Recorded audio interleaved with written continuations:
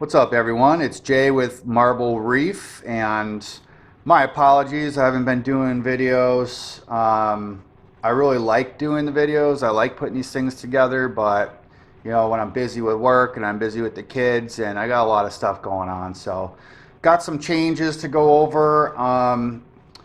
People that have maybe watched the videos, even if it's two or three, and they experience the Aiptasia issue that I experience, and they're trying to figure out how to get rid of them.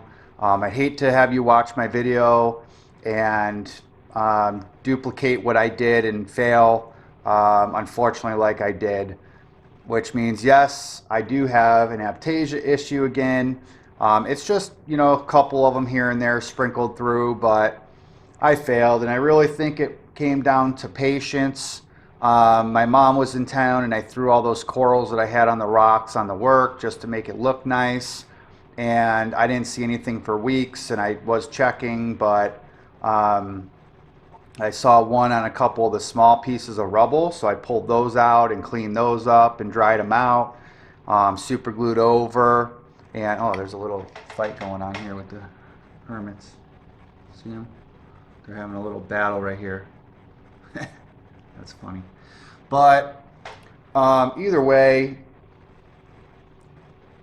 maybe a little bit of impatience, but I also think you're just not going to get rid of these things unless you shut down your whole system and you start fresh. And even then, I truly believe you're going to waste a lot of resources doing that. You're going to get yourself overstressed, and it's just not worth it.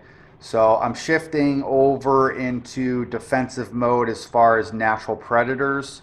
I tried for an hour, maybe even 2 hours to get that dottie back the other day. I was going to bring it to the local store, get a credit, and I already have a credit from the other fish I brought back, the Anthias, and I was gonna just unload on peppermint shrimp, and they'll eat Aiptasia and they're gonna eat other things, so they'll have a good survival rate in the tank.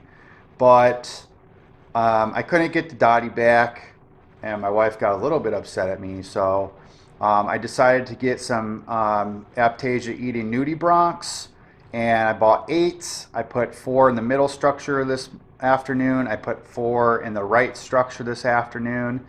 And I'd say each structure probably has, maybe 2, if possibly 3 baby Aiptasia on them right now. So I think maybe I'm at the right point where I won't just have them eat whatever's in here and then die out.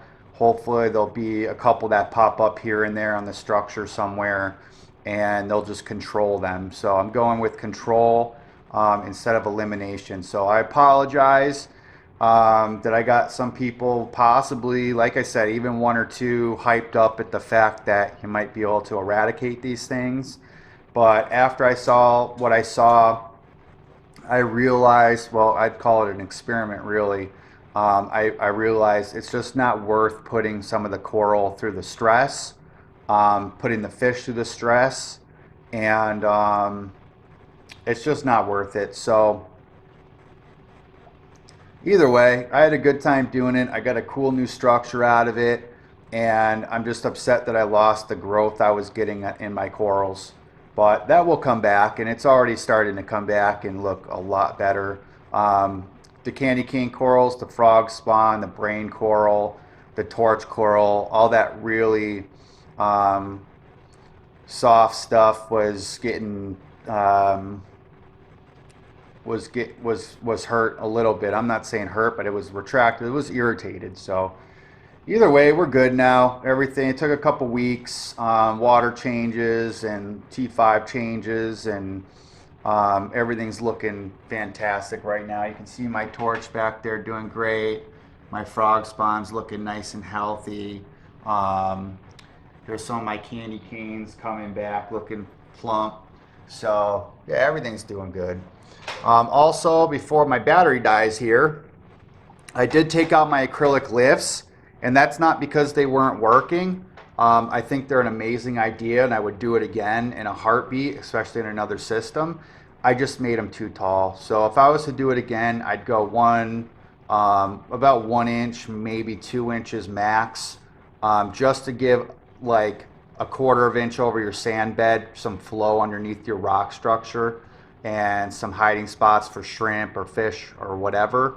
Um, but yeah, I just decided I wanted to change where everything was also. Instead of keeping everything on the right side of the tank, I wanted to spread it out throughout the entirety of the tank, and I think it looks better this way.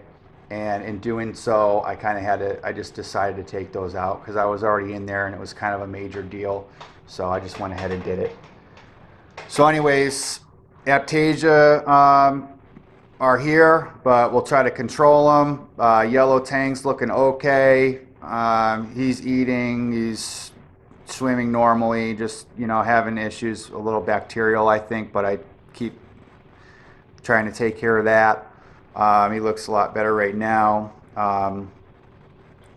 The rose bubble tip anemone is looking fantastic.